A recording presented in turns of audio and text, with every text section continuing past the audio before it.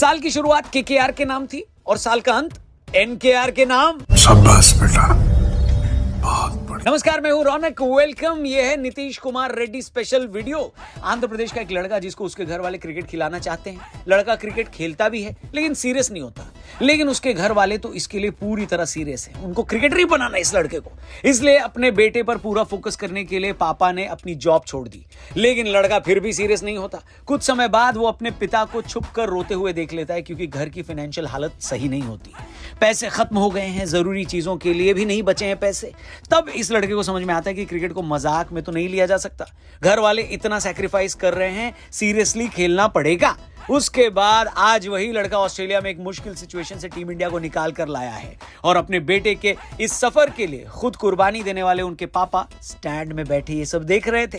क्या जबरदस्त कहानी है नीतीश कुमार रेड्डी की, और कहानी जितनी ही बेहतरीन बल्लेबाजी भी करी है इसने। हाफ सेंचुरी बनाने के बाद पुष्पा का झुकेगा नहीं साला वाला सेलिब्रेशन किया, और सेंचुरी बनाने के बाद बाहुबली वाला सेलिब्रेशन किया। बेसिकली नीतीश कुमार रेड्डी ने क्रिकेट के साथ साथ तेलुगु फिल्म इंडस्ट्री को भी प्रमोट कर डाला, और सही मायने में पुष्पा और बाहुबली की तरह ही ब्लॉकबस्टर हो गए। मेरी तरफ से इस ब्लॉकबस्टर को भी 5 स्टार। खैर, इससे पहले कि हम लोग वीडियो में आगे बढ़े, आपको मैं बता दूं कल एक अमेजिंग पॉडकास्ट हमने किया अपने टीआरपी चैनल पर। जाकर उस पॉडकास्ट को जरूर देखिएगा, लिंक हमने डिस्क्रिप्शन में दिया है। आगे बढ़ते क्रिकेट की बात करते। दिन का खेल शुरू हुआ तो एक मेजर कंट्रोवर्सी हुई। ऋषभ पंत और जडेजा के कंधों पर एक बहुत बड़ी जिम्मेदारी थी। इंडिया पहली पारी में 310 रन से पीछे था और फॉलो ऑन बचाने के लिए भी 100 से ज्यादा रन की जरूरत थी। ऐसे में पंत ने एक ऐसा शॉट खेल दिया जो कि सिचुएशन के हिसाब से सबको बड़ा ही बचकाना लगा।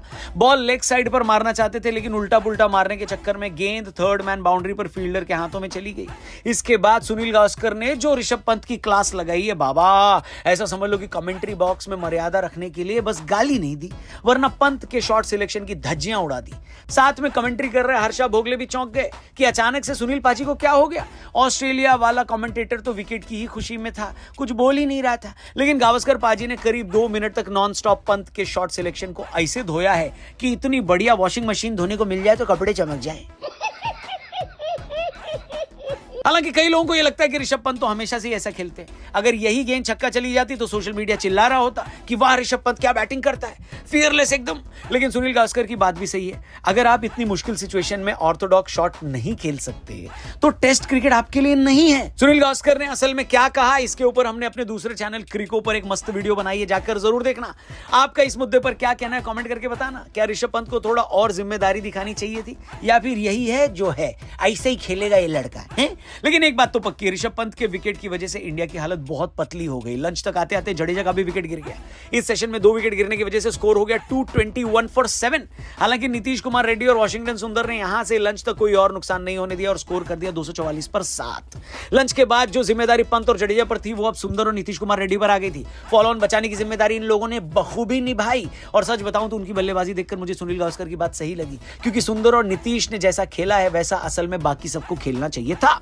नीतीश की तो हमने बहुत बात कर ली, लेकिन वॉशिंगटन की भी बात यहां पर करनी जरूरी है, क्योंकि उन्होंने रन भले ही नीतीश कुमार रेड्डी के आधे बनाए हो लगभग, लेकिन गेंद लगभग उतनी ही खेली जितनी नीतीश कुमार रेड्डी खेल कर गए, और यही तो टेस्ट क्रिकेट है। दूसरे सेशन में ऑस्ट्रेलिया वाले विकेट के लिए तरस गए, बारिश ने आकर उन्हें और तरसा दिया। दूसरे सेशन में एक भी विकेट नहीं मिला। चाय तक इंडिया का स्कोर 7 विकेट पर 326 फॉलो ऑन बच गया था। चाय के बाद आया दिन का सबसे इंटरेस्टिंग सेशन। ऑस्ट्रेलिया के गेंदबाज बिल्कुल भी सुंदर और रेड्डी को परेशान नहीं कर पा रहे थे, लेकिन चाय के बाद शुरू के 10 ओवर दोनों बहुत आराम से खेले। 1.5 रन प्रति ओवर का रन रेट था। सबसे पहले सुंदर ने अपनी हाफ सेंचुरी कंप्लीट करी और फिर सभी को इंतजार था नीतीश की डेब्यू सेंचुरी का।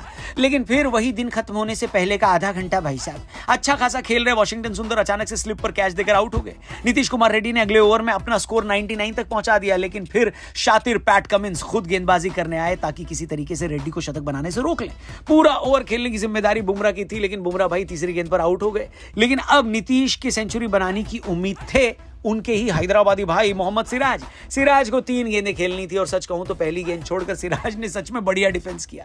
सिराज के डिफेंस को क्राउड में इतनी तालियां मिली कि कई बार तो इतनी लोगों को सेंचुरी बनाने पर भी नहीं मिलती। सिराज के डिफेंस के बाद अगले ही ओवर में नीतीश कुमार रेड्डी ने मिड ऑन के ऊपर से चौका मारकर अपनी सेंचुरी पूरी करी। ग्राउंड में मैच देख रहे अपने पिता का सर ऊंचा किया, और हर इंडियन क्रिकेट फैन जो फाइट बैक देखना चाहता था उसको फाइट बैक दिखा दिया। नीतीश की सेंचुरी के फौरन बाद लाइट खराब हो गई, जिसकी वजह से खेल रोक दिया गया। दिन का खेल खत्म हुआ तो इंडिया का स्कोर 9 विकेट्स के बाद 358 रन। अभी भी हम 116 रन पीछे हैं, लेकिन अब हालत उतनी पतली नहीं है जितनी कल शाम को खेल खत्म होने के बाद थी। आपको नीतीश की सेंचुरी कैसी लगी, और नीतीश की सेंचुरी के साथ साथ सिराज के डिफेंस पर भी कमेंट कर देना। हम आपसे